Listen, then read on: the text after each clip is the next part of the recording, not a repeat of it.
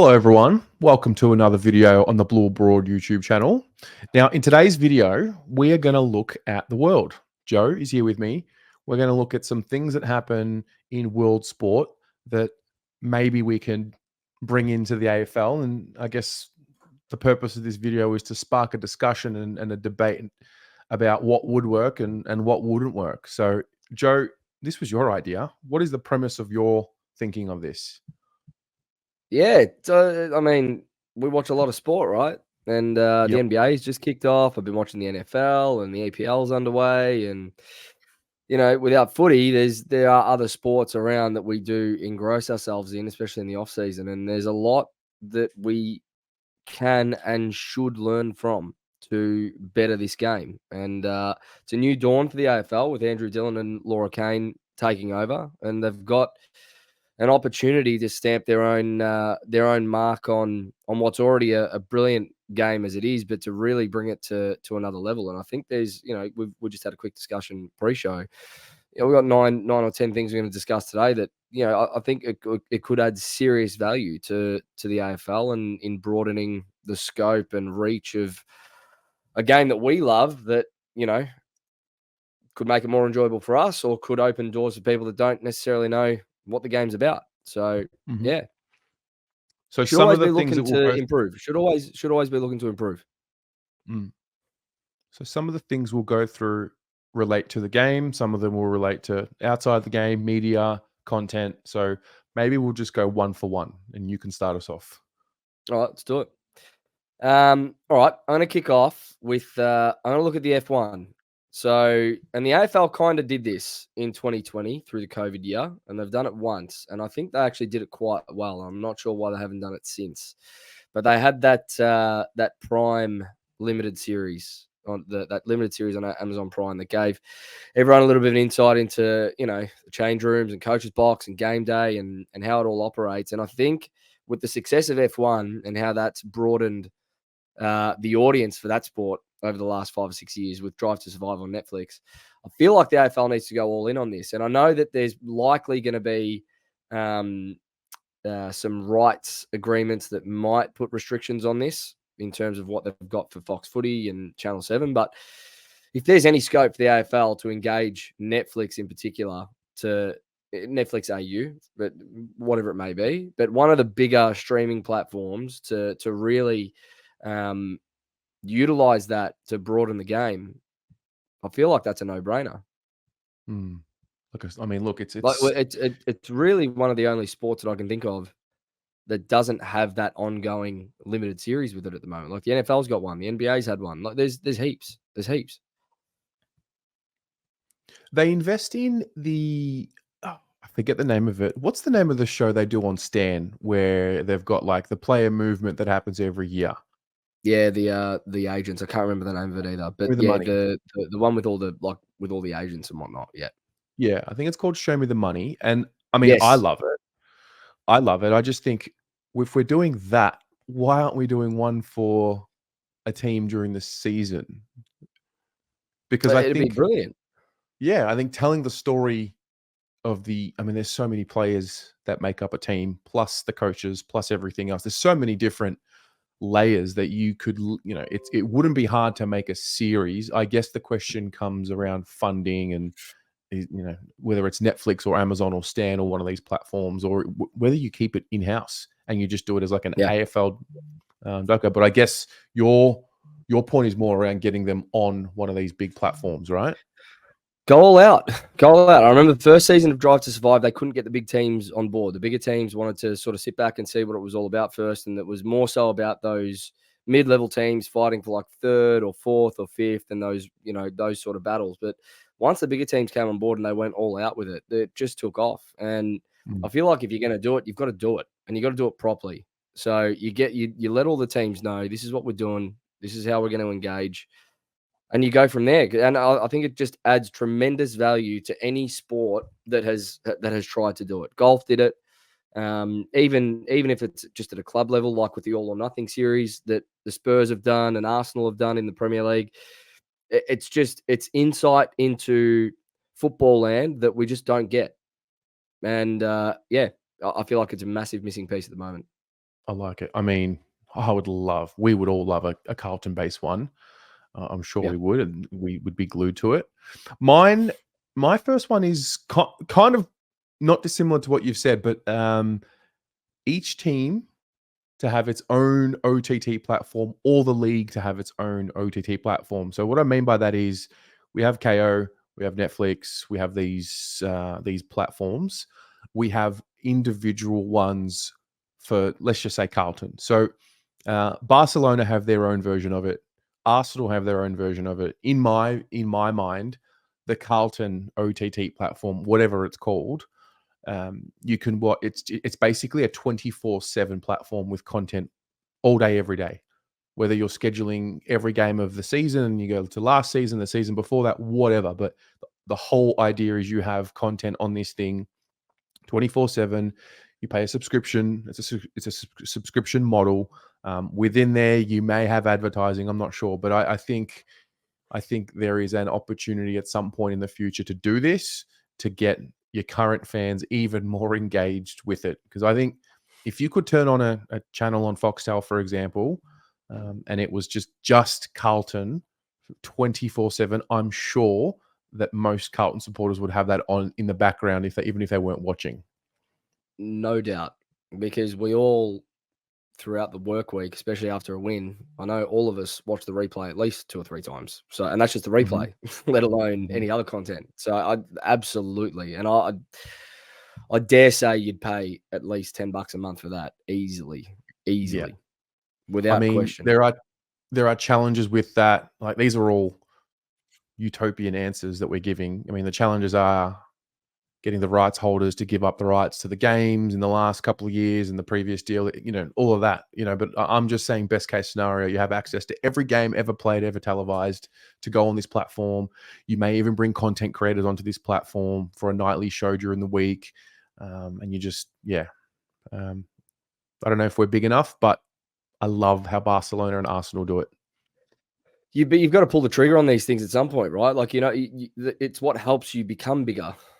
Hmm. Is by utilizing these things that we've got at our disposal in the 21st century. And we've kicked this off by talking about two very media driven ideas, but how else are you going to get growth, and how else are you going to get engagement into your club or into the league if you're not, you know, exposing yourself to, and I know what the hesitation is from the AFL and from clubs. They don't want the inner sanctum to be scrutinized. They don't want the inner sanctum to be exposed.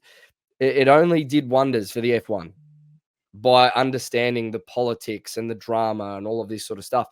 There isn't going to be too much there that really jeopardizes what you're building inside the four walls, and you can edit and cut things out that you don't want there anyway. So, yeah, I'm with you, Tez. I think the more access, the better.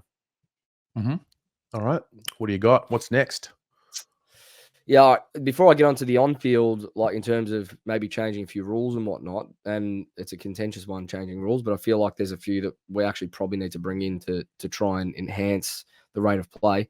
I look at the NBA and the MLB, and the way that they do their All-Star weekend is brilliant mid-season. There's all this talk around how the buy rounds aren't working. We've got 4 or 5 weekends of buys, and it's too spread out, and footy gets spread out, and it's not quite working. The idea of a split round's been bring in. Why not just give everyone a buy mid-season in the one weekend, and do a bit of an all-star style? It doesn't mean that we have to have an all-stars versus Vic game, or an all-star game in that sense, but challenges and the longest kick with Fox Footy, you can bring those things into that weekend and make it a bit of a footy festival for people to just have a break from the season. Let the clubs have a break from the season, get some of the stars involved, get them in front of people, and have that weekend, and move it around from city to city every year. Take it overseas. Like, there's plenty of opportunity for that mid-season if we wanted to do it. And this is where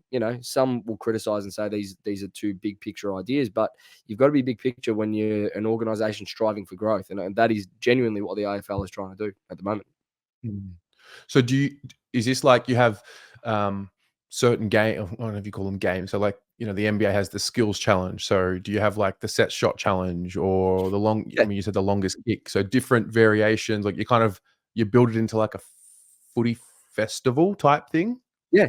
Yeah, and you can have a longest kick. Like, they've got the 3-point challenge. So maybe you do, rather than 3-point challenge, you do 5 shots or 3 shots from different spots around the 50, and you've got like a 4-pointer or a 5-pointer for a torp from 60 out and whatnot. There's plenty of variety you can bring to that weekend without having to play a game. And I know the issue with this is that players don't want to play a game and get injured. And Yeah. this has always been the issue with bringing back State of Origin and whatnot. So don't do it. Like, let's just scrap that idea. Let's do other things, because there's plenty of other things we can do with our sport. Plenty. Mm-hmm. I like it. I mean, I'd love to see a game of footy horse. I don't know if you get I mean, Yeah. it's great for the kids. Like that whole idea Yep. is it's great for the kids. You get them involved, you get them on the field, you do all sorts of different things. I know. I mean, I know the word gimmicky might come up with anything that's new, but I do think there is a space for it. I feel like they tried to do something with AFLX. Okay, maybe it didn't work, but I don't think they should stop trying to do fun things like that. Yeah. Bring in a celebrity game, bring in a legends game. Like, like we can do those sort of things. We've got plenty of people that love footy at our disposal that can get involved in a weekend like that and make it fun. And it just breaks up the season nicely. You step away from the competitive element. Everyone has a week off. Everyone takes a breath, and then we go again. And everyone has the bye at the same time, and it's all fair and it's all reasonable, and we can move on with the rest of the season. I feel like there's room for that. Mm-hmm. I like it. Have like a set shot competition with all the big forwards. You can only take shots from outside 50.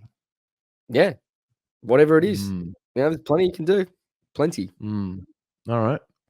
What do you got? My next one is the Fan Advisory Board. We actually spoke about it a little bit, I think a few years ago. So this comes from, well, they have these, around the world. Germany have them. I'm pretty sure Bayern Munich have it.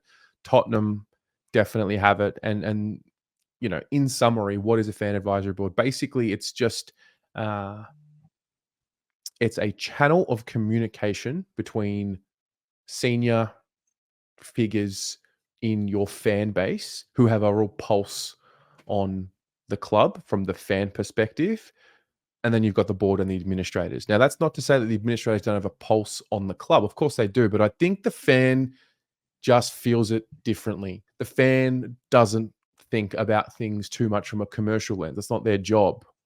The administrator's job is to grow the club and grow the organization, in particular the CEO, um, and looking for opportunities to grow the non-core revenue. So I guess I'm talking again from a Carlton perspective. I think we can bring our fans closer to the game by having some sort of mechanism where you have, maybe it's a member from each state that makes up this Yep. fan advisory board. Maybe it's it's from part of the content creators or whatever the case may be. Like there's committee members across that we have different groups, but I think there is room for a better channel of communication with our fans via a fan advisory board. I love the way it's done, and I think the most successful teams are the ones that are able to align themselves as closely as possible, because Mm. there are things that you just can't align with your fans, but the ones that are closely linked with their fan base and unlock the power of the fan base are the ones that have the most success. I mean, I think of Liverpool in that run, and I think of the way they talk about their fans. You're not going to like this, Joe, but like Collingwood really, really have a link with their fans, and so I think I've always liked it. I spoke about it a few years ago with Bernd Wahler he was the president of Yes. Stuttgart in Yep. Germany. We also spoke about the ownership policy in Germany. I don't think we'll get to that point in Australia with footy clubs, where the clubs own a percentage of the club. But I think there is room for more lines of communication with senior figures in the fan base. Yeah, I think it's a good one. I know we've got at a league level, I think we've got the AFL Fans Association, I believe. Yep. But we don't hear much from them, right? And there's not really much that goes on there. So I think more a club level fan association or advisory board that you're recommending. I think it makes a lot of sense, and especially in this age where there is more membership support than we've ever seen. And Mm-hmm. really, the fans, we say it a lot, the fans own the club. And it's not that when I say that, it's not that I'm saying that we're owed anything, But without membership support, we know where these clubs would be, and they'd have to turn to private funding, and it would never happen. It would never happen in this sport.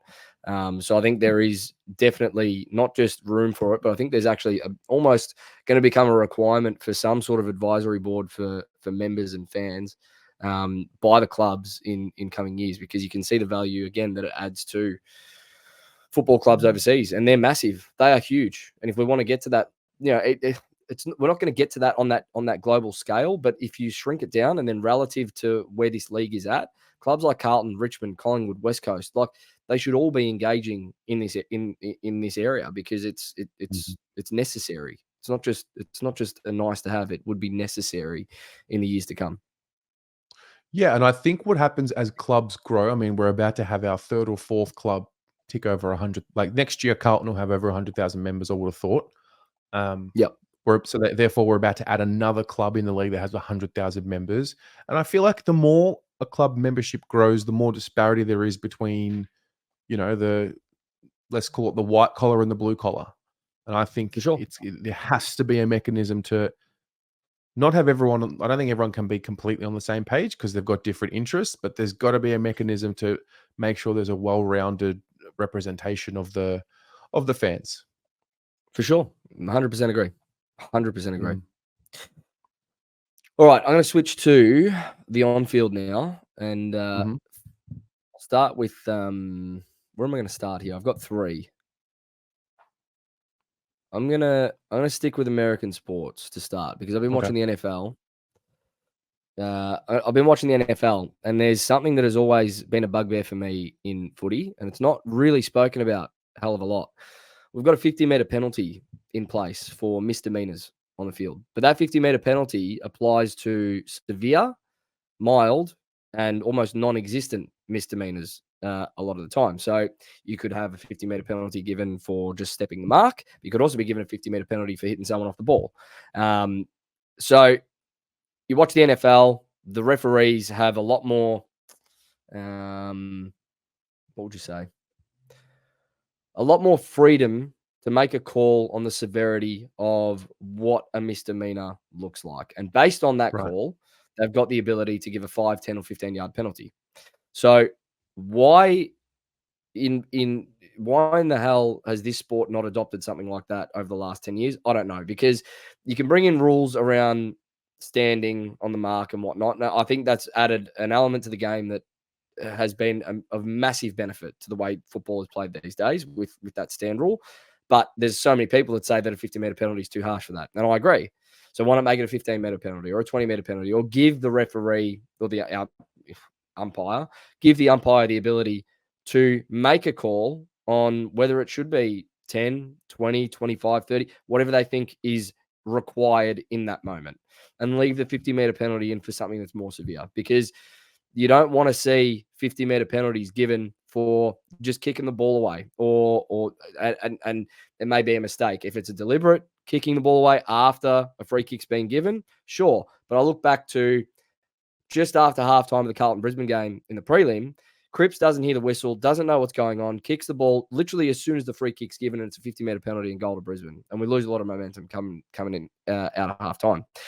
If that's a 20 or 25-meter penalty, because the umpire sees the occasion, sees the game for what it is, knows that Cripps probably didn't know which way the free kick was going, whether he could take advantage or not, 20, 25 meters probably doesn't impact the game to the same extent instantaneously, but it still gives Brisbane an advantage at that point to take the ball forward based off quite a mild misdemeanor. And I just think that's something that would be a very, very quick and easy rule change for this game that would make it a lot less painful to watch sometimes, because some 50-meter penalties that are given are just seriously painful. Like the crime doesn't, the time doesn't fit the crime in some of them. Not all the But time. as you were explaining, I was thinking of Oleg Markov going backwards to get back over the mark, and then it was a 50-meter penalty against. Like he wasn't trying to impact the play. If anything, he was doing his best to not impact the play. And as you're explaining that, I'm like, what if you split it up into two, a 25-meter penalty and a 50-meter penalty? And if it's like encroaching the mark type infringement, that's a 25-meter penalty. or if it's a late hit, that's a 50-meter penalty. I I don't know. just I don't think know how you. I think, yeah, if you split it into 2, 50 and 25, and you just say mild and severe, or mild and whatever you want to call it, you then leave that to the umpire to decide in the moment. And it's a subjective enough sport as it is in the way that it's ruled, right? So just give the umpire the ability to say it's either a 25 or 50. It's your call in the moment and what you think is most appropriate, but it's split between a severe and mild assessment, and that's for you to make. And then the umpire makes the call and we move on. Because if the umpire sees that at that time of the game to be a 50-meter penalty, then we could say, well, that's his call, and it is what it is. I just feel like that it has to come in at some point, because it's going to cost someone a flag. It will cost someone a flag one day, and we will then have the conversation to go, well, why hasn't this been brought in prior? Okay. I like it. I like it. I think there's room for this. I don't know exactly how you grade them, but I think there's room for it, no doubt about it. Because there are clearly some infringements which people suffer a price of a 50-meter penalty for, where it's just, it doesn't marry up. It doesn't match up. Some of them are horrendous. Some are just Mm. horrendous, and you just think that is just crazy that it could be that sort of penalty for what they have just done. What do you 25 would think's the be most What do you think's the most tedious infringement that you can get a 50-meter penalty for? Was it what you said with Cripps and giving the ball back to the person that had the ball? well, again, this is where that element of subjectivity comes in with the umpire, because Cripps may have been acting knowing full well what he was doing. But if you watch that footage back, you know that Cripps, there was no ill intent there from him. We've just started the half. Mm, Like, it wasn't like he was mm, trying to waste time.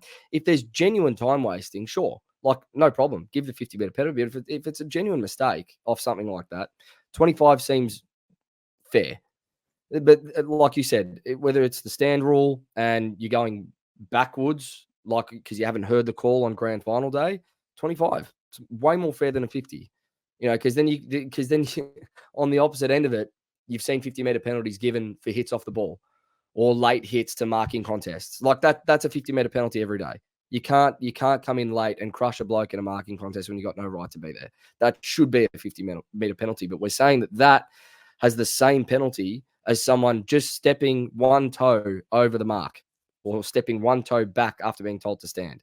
And it's ridiculous. mm, When you break it down like that, it's ridiculous that we don't have mm, that separation between the two. mm. I like it. I like it. I'm going to What stay do in you the got? US. I'm going to stay with the NBA in particular. I use this example with the NBA in particular, but I'm sure other clubs have it around the world in other sports. But team correspondence. So it's no surprise I'm very media content biased, because this is the world that I operate in. But I think, now, I don't know if we can do it right now, but I believe as the media, as the content game evolves, and I genuinely believe there will come a time where every single club has its own fan podcast network. I mean, Carlton, we're set. I think we lead the way. I think there is room for AFL media to expand and allocate, media accreditation for these specific fan content creators. Obviously, with that, there needs to be some development with like the actual industry, and you've got to have procedures, and you've got to have rules, and you've got to have guidelines, and professional industry standards that they have to meet. Maybe it's a course that you create. I don't know.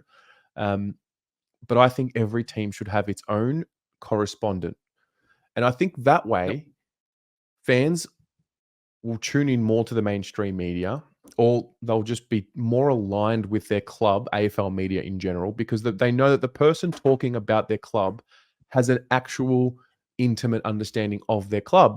You won't get situations where they talk about Corey Durden, but Lockie Fogarty's photos in the background, or they might be talking about the wrong player, or they might say, oh, so and so don't have a small forward coming up, but that there are a couple in the VFL who are just working on their form. So I think that is one of the next layers of evolution in AFL media.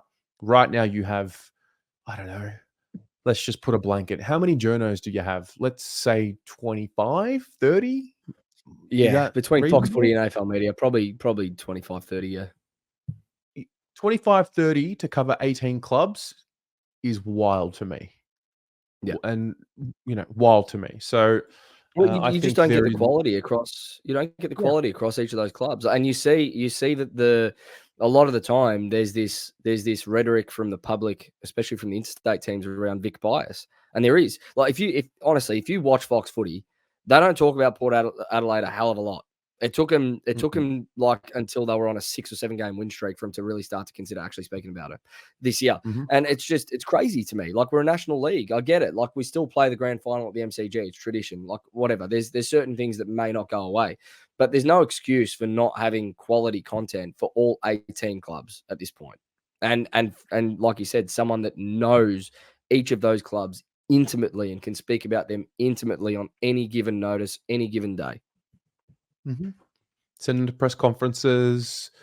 Yeah, I think it will. I don't think it can happen yet, because the reality is I don't think there are as many people who would be able to actually fill this role. Also, I think you have to create some sort of a I don't know if it's like a course, like a mini course, just because anyone can create content. That's the truth. That's the world we Mm, live in. So there needs to be mm, some level of guidelines that need to be adhered to, and professional standards. So I mean, gone are the days where you need a journalism degree to talk about anything. You just it's don't. true. It's absolutely true. Um, so yeah, It's a good one. I like it. I'm going to stick to on field. We'll go with the world game football for this one. This is my second last one. Uh, Another bugbear watching football, and I don't know if I'm the only one that seriously hates this part of the game, but I hate it. Like, it shits me to tears. Why there is a whistle for a free kick before we pay advantage? Just call advantage. If it's not there, bring it back. uh, And this is what's done in soccer, right? If there's a foul, the referee will look at the situation, assess the situation around that contest, and determine whether or not there's an advantage to be paid. Then the team is given a good 3 seconds to try and take that advantage. And if they can't, the call is brought back. And that's when the whistle's blown. The most confusing part of our game is that there's a whistle blown to stop play. Players stop, and then a team takes advantage and it's called play on. And it's like, there's a complete disruption to the game, and you're allowing a team to then take advantage of that disruption. You shouldn't be allowed to do that. You should be allowed to take advantage if there is foul play, but you've still got advantage at the front of the contest, no problem. But why blow the whistle to stop play before calling that advantage? And then and then they take it, but it's not there, and you blow the whistle a second time to call it back. And it's just so confusing. It's like, honestly, if you were a foreigner watching our game, you would be so confused every time that happened. You'd be like, but they blew the whistle, so the play should have stopped. So why are they still playing? I've never thought of that, but that makes so much sense. Uh, It shits me to tears, Tez. in the world game, if the umpire signals that there has been a foul, but he's looking to see what happens in the next couple seconds, does that initial foul still get added to the stat sheet of the player that committed the foul? I am not sure. I'm not sure, but I know that Because they can that's give a the yellow only card after the thing. fact. They can always go and give a yellow card after the fact. So if True. if if the infringement is so bad that the referee determines that it's a yellow card offense, but the team can still take advantage, he'll let that play go until the ball goes out. And when the ball is out and there's a stoppage in play, he'll stop play at that point, give the yellow card, and then we go again. So I feel like that foul will likely still be added to the tally, Okay. That's the at only thing I least in was those thinking of, instances. because I'm with you, like, instantly. Why blow the whistle? Just see how it, like, make a signal of some sort, let it play out, and if the advantage isn't really there, well, you made the signal. I thought that they blow the whistle just for the sake of, like, stat keeping, or just to make sure that it was ticked off. But you're right. In the round ball, if there is an advantage there, like, they don't blow the whistle. If someone gets their head absolutely ripped off, fine. Mm. Call it for what it is. Don't pay the advantage. Just like stop the play there because the guy might be knocked out, right? And that's where we actually need a stoppage of play. But if it's one of those pissy in the back calls that we see these days, or the legs get taken, or there might be a holding the ball, but the ball actually spills out to the front of the pack and the team can go with it. Just wait. Like, don't be whistle happy. Just wait. Call play on, signal for play on. And unless there is an advantage call that can be taken, call it back. Like 2 seconds later. If the team can't get out of that bind and you've seen that 2 seconds prior, call it back. And then that's it. That's the end of the advantage. Yep. You eliminate any confusion on the field. Everyone keeps playing to a whistle. Yep. And then you give, listen, that I've never thought of it. And that, mate, sign me up. Andrew Dillon, Laura Kane, if you're watching, that should be I number like it. one. We'll pass it number on. one to change these rules.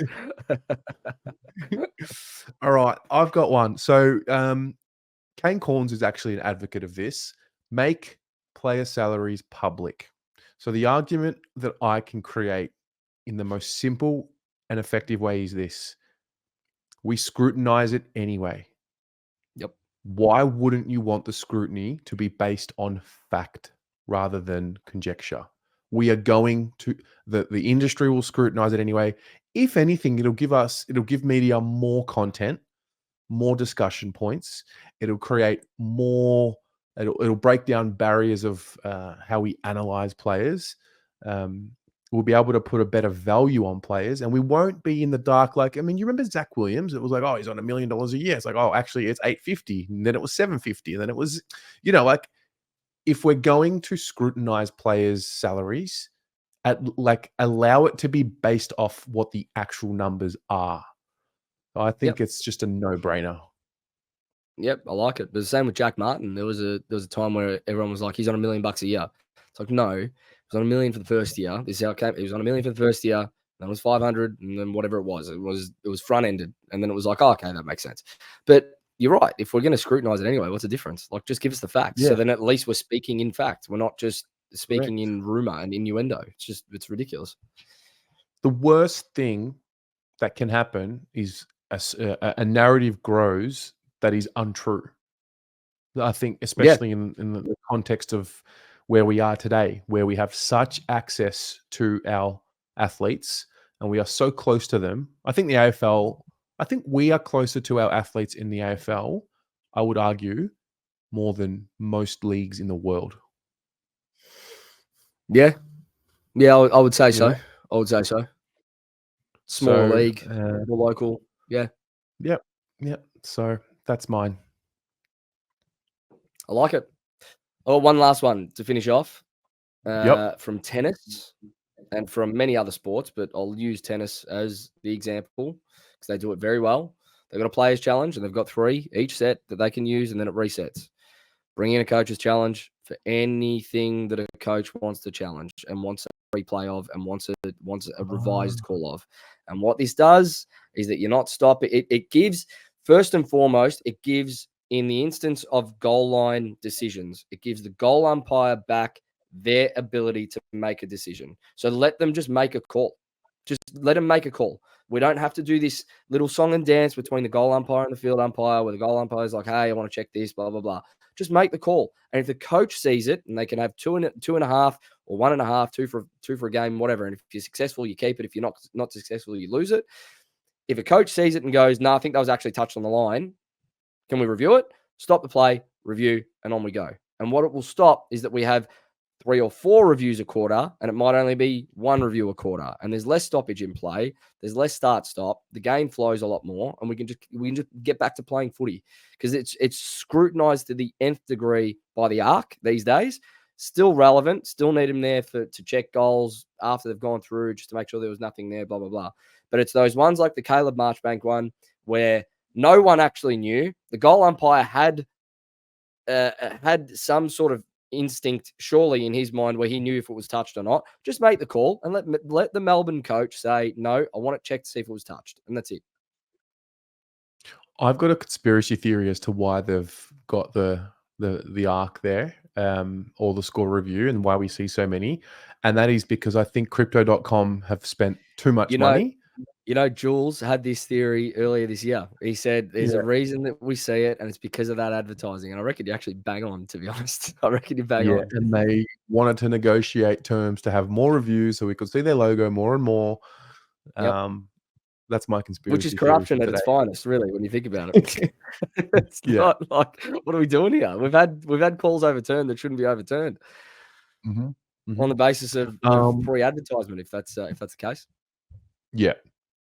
I had 4, but as we were talking, I thought of my 5th one. Okay. This is the first year I've turned. It's time for a night grand final. Oh, It just yeah, I'm not in that. makes sense. No, I'm It not in that makes camp yet. so much sense to me. No, I'm Or not there. Twilight. Twilight. I think it's such a better product. Twilight, I might be able to get around, not night. I feel like night has its place for Fridays. Like like Friday night footy is better than Saturday night footy. Thursday night footy is better than Saturday night footy. Saturday Yeah. twilight for a grand final, like you finish up, it's like 8 o'clock, 8:30, and you can really kick on. That I could potentially get around. That I could get around. I understand for the fan, they wanna spend the day, they wanna go out, they wanna have fun after the game, but, like, for the actual sport itself, I trust me, I've been so anti Twilight and Night Grand Final. I think it was the prelim. I think it was the Carlton Brisbane prelim where I actually saw it. I'm like, "Oh, mate, it's Twilight. This is Yeah. great." No, Like, twilight that I could that get around. moment where it goes sunrise into the first bit of darkness, I think it's one of the most magical periods of time in a game. Yeah. No, I'm with that I can get around. I can get around twilight for sure. 4:30 start. The halftime spectacle would be under lights. You could Yep. extend the halftime break by like 10 minutes, make it half an hour on grand final day, just to make sure that we get the entertainment right. It doesn't have to be pre-game. We can extend Mm, it. Like it's not the end of the world. They do it in the NFL and it works for them, and they put on something brilliant every year. mhm. Yeah, I can get around twilight for sure. So, this was great. This was awesome. Those of you watching along at home, please share your thoughts in the comments. And, there's no right or wrong. There just is. Let us know what you think. And let us know if you have any other suggestions from other sports leagues. I know there's plenty of people who watch sports from across the world. There's plenty of people that live outside of Australia. So give us some insight into what you observe from around the world and what we could implement in the AFL. And I think it's going to be an interesting discussion. Joe, this was great, mate. It's good fun. I'll try and think of Yeah, we'll come up with some more off-season content, but this is what we're all about now. I We've like got it. to we've got to find something to talk about. We're scraping the barrel for content now. All right. See you later.